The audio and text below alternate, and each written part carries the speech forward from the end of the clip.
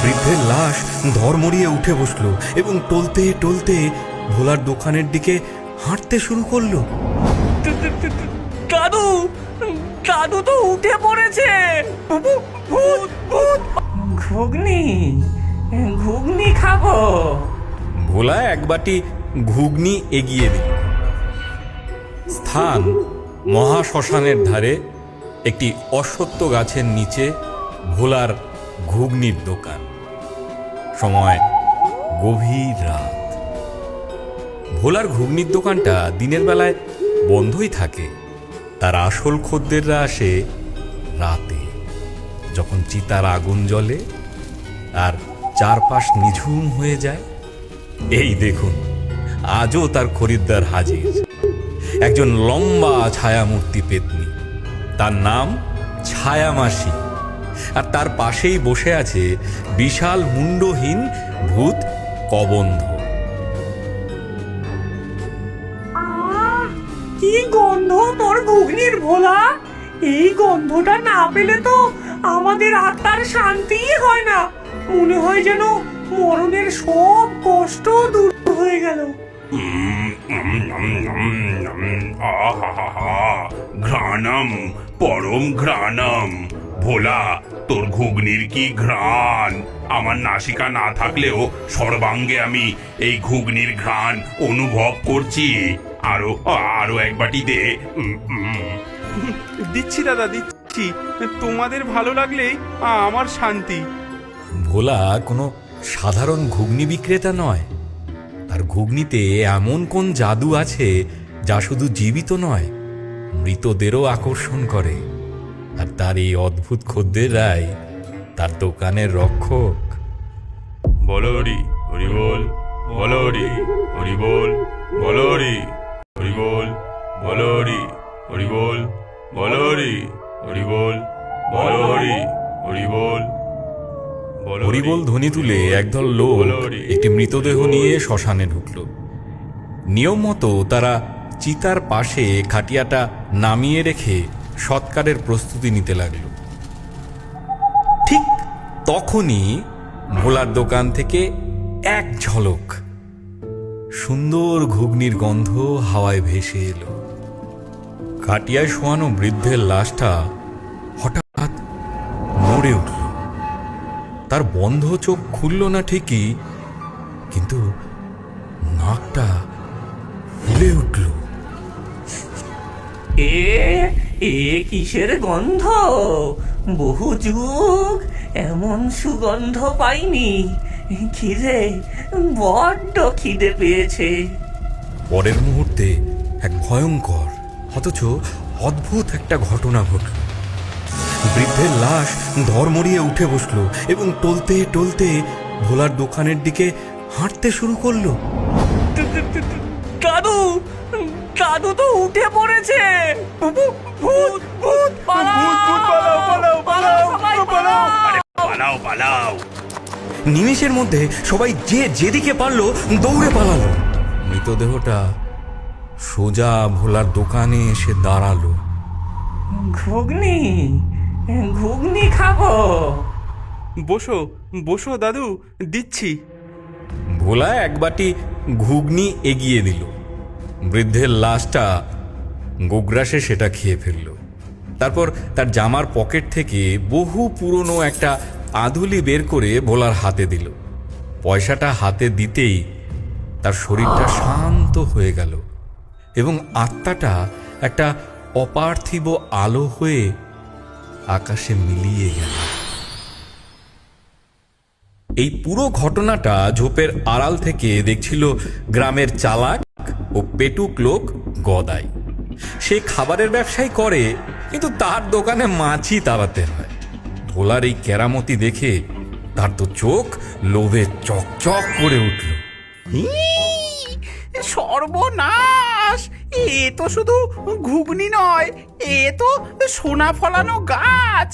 মরা মানুষ যদি ঘুগনি খেতে আসে তাহলে তো টাকার পাহাড় হয়ে যাবে। এই রেসিপি আমাকে জানতেই হবে। হ্যাঁ, জানতেই হবে। পরদিন রাতে গদাই সেজে গুজে ভোলার দোকানে এসে হাজির হলো। তার মুখে মধুর হাসি। ভোলা ভাই, কেমন আছো? তোমার ঘুগনির তো খুব নাম ডাক। আমি ভাবছিলাম কি তুমি আর আমি মিলে শহরে একটা বড় দোকান দিই। এই শ্মশানে আর কতদিন পড়ে থাকবে? আমরা লাখপতি হয়ে যাব। মাফ করো গদাইদা, আমার এই ঘুগনি ব্যবসার জন্য নয়, সেবার জন্য। বাবা শিখিয়েছিলেন এই ঘুগনি অতৃপ্ত আত্মাদের শান্তি দেয়। একে আমি টাকার লোভে বিক্রি করতে পারবো না। হ্যাঁ, সেবা? আরে বোকা, টাকার চেয়ে বড় সেবা আর কিছু আছে নাকি? হ্যাঁ, ভেবে দেখো, পরে কিন্তু পস্তাবে। ভোলা রাজি না হওয়াতে গদাই গেল রেগে। সে ঠিক করলো ভালো কথায় কাজ না হলে অন্য পথ ধরতে হবে। সেই রাতে গদাই ভোলার দোকানের দিকে এগোতে লাগলো। তার উদ্দেশ্য ভোলার সেই গোপন মশলার কৌটোটা চুরি করা। আজ আজ তোর সব মশলা আমার।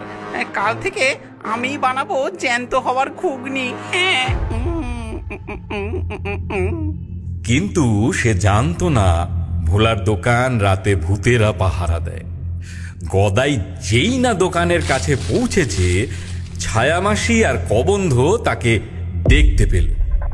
দেখ গোবন্ধ, একটা লোভী মানুষ আমাদের ভোলার জিনিস চুরি করতে এসেছে।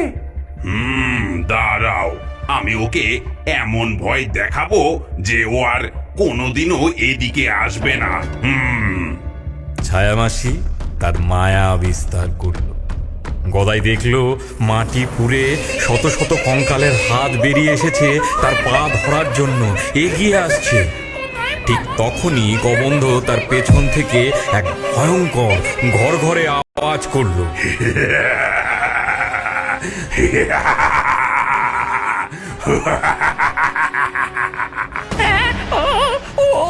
ওরে বাবা রে, ওরে বাবা রে, ও মা গো, ও বাবা গো, ভূত ভূত আমায় খেয়ে ফেললো গো। ওরে বাবা রে, ওরে বাবা রে। গদাই পড়ি কি মরি করে গ্রামের দিকে দিল দৌড়। সে রাতে তার গায়ে কাঁপুনি দিয়ে জ্বর এলো। ভয় পেলেও গদাইয়ের লোভ কিন্তু কমেনি। সে বুঝল মশলা চুরি করা যাবে না, মশলার উৎস খুঁজে বের করতে হবে। সে পরদিন ভোরবেলা থেকে ভোলার ওপর নজর রাখতে শুরু করল। সে দেখল ভোলা দিনের আলো ফোটার আগে শ্মশানের সবচেয়ে পুরনো অংশের দিকে যাচ্ছে, যেখানে যেখানে ভয়ে কেউ যায় না। গদাই লুকিয়ে লুকিয়ে তার পিছু নিল। সে দেখল ভোলা একটা প্রাচীন সমাধির গা ঘেঁষে গজানো এক ধরনের লতা পাতা তুলছে। পাতাগুলো থেকে মৃদু নীলাভ আভা বেরোচ্ছে। এই তাহলে সেই জাদুলতা। যাক, এবার আমাকে আর পায় কে? আমিও এই লতা তুলে নিয়ে যাব। ভোলা চলে যেতেই গদাই এক ছুটে গিয়ে এক গাদা সেই লতা পাতা ছিঁড়ে নিজের ঝোলায় ভরল। সে যার নাম দিল শান্তিলতা। সেই রাতে এক অদ্ভুত দৃশ্য দেখা গেল। ভোলার দোকানের পাশেই গদাই একটা নতুন চকচকে দোকান খুলে বসেছে। তার ডেচকি থেকেও ঘুগনির গন্ধ বেরোচ্ছে। চলে আসুন, চলে আসুন, আসুন আসুন আসুন, আসল জাদুকরি ঘুগনি এখানে। এক বাটি খেলে আত্মার শান্তি, আর ওই ভোলার চেয়েও অর্ধেক দামে। আসুন আসুন। ভোলার দোকানের ভূতেরা অবাক হয়ে গেল। এ কি রে, এ তো আমাদের শান্তিলতার গন্ধ। এই লোকটা এটা পেলো কোথায়? বলরি হরি বল, বলরি হরি বল, বলরি হরি বল। একটি নতুন শবযাত্রা এলো। খাটিয়া নামাতেই লাশটা জেগে উঠল। কিন্তু এবার সে বিভ্রান্ত। দুটো দোকান থেকেই প্রায় একই রকম গন্ধ আসছে। গদাইয়ের দোকানটা নতুন ও বেশি চাকচিক্য হওয়ায় লাশটা সেদিকেই এগিয়ে গেল। দেখেছিস ভোলা, তোর দিন শেষ, সব মোরা এবার আমার কাছেই খেতে আসবে। হ্যাঁ, আসুন আসুন আসুন। লাশটা গদাইয়ের ঘুগনি খেতেই এক ভয়ঙ্কর কাণ্ড ঘটল। তার আত্মা শান্তি তো পেলই না, উল্টে সে এক ক্রুদ্ধ শক্তিশালী ভূতে পরিণত হল। কারণ গদাই জানতো না শান্তিলতার সাথে আর কি মেশাতে হয়।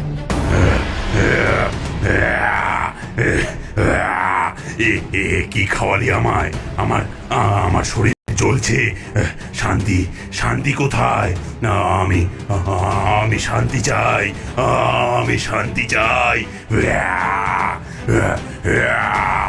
সেই নতুন ভূতটা গদাইকে তাড়া করল। ভোলার দোকানের ভূতরাও রেগে গেল, কারণ গদাই একটা পবিত্র প্রক্রিয়াকে নষ্ট করে দিয়েছে। নতুন ভূতটা সারা শ্মশান জুড়ে তাণ্ডব শুরু করেছে। ছায়ামাসি বা কবন্ধ তাকে শান্ত করতে পারছে না। ভোলা, কিছু একটা কর। এই নতুন ভূতটাকে শান্ত করতে না পারলে ও আমাদের সবাইকে শেষ করে দেবে। আমি বুঝেছি গদাইদা কি ভুল করেছে। বাবা বলতেন শান্তিলতা আত্মার বাঁধন আলগা করে, কিন্তু পুরোপুরি ছিঁড়তে পারে না। তার জন্য লাগে মুক্তি ফলের রস, যা স্বাদে তীব্র টক। ভোলাই জানতো সেই গাছ কোথায়। সে দৌড়ে গিয়ে শ্মশানের এক কোণে থাকা একটা বুনো গাছ থেকে একটা ফল পেড়ে আনলো। তারপর দ্রুত একটা বাটিতে বিশেষ একটা ঘুগনি তৈরি করল, যাতে সে মুক্তি ফলের কয়েক ফোঁটা রস মিশিয়ে দিল। ভোলা সাহসে ভর করে সেই ক্রুদ্ধ ভূতটার সামনে গিয়ে দাঁড়াল। মুক্তি, মুক্তি চাই। শান্তি, শান্তি কোথায়? শান্ত হও, শান্ত হও, তোমার আসল খাবার এই আমার কাছে। ভূতটা ভোলার হাতের বাটি থেকে আসা তীব্র ও সঠিক গন্ধে আকৃষ্ট হল। সে এক ঝটকায় বাটিটা কেড়ে নিল এবং সবটা ঘুগনি খেয়ে ফেলল। খাওয়ার সাথে সাথে তার রাগী মুখটা শান্ত হয়ে গেল। সে ভোলার দিকে কৃতজ্ঞ দৃষ্টিতে তাকিয়ে ধীরে ধীরে বাতাসে মিলিয়ে গেল। সব শান্ত হওয়ার পর ভূতেরা গদাইকে ধরল। হ্যাঁ, তুই লোভের বসে একটা আত্মাকে কষ্ট দিয়েছিস, এর শাস্তি তোকে পেতেই হবে। যা, আজ থেকে 1 বছর তুই যাই খাবি, তোর মুখে সব শ্মশানের ছাইয়ের মতো লাগবে। এটাই তোর শাস্তি। ছায়ামাসি গদাইয়ের দিকে ফু দিতেই গদাইয়ের জিভের স্বাদ গেল নষ্ট হয়ে। কি হলো, কি হলো?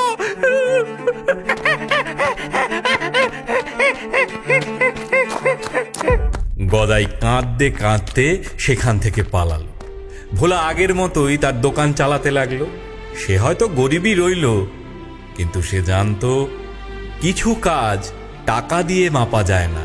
তার কাছে অতৃপ্ত আত্মাদের শান্তি দেওয়াই ছিল সবচেয়ে বড় পুরস্কার।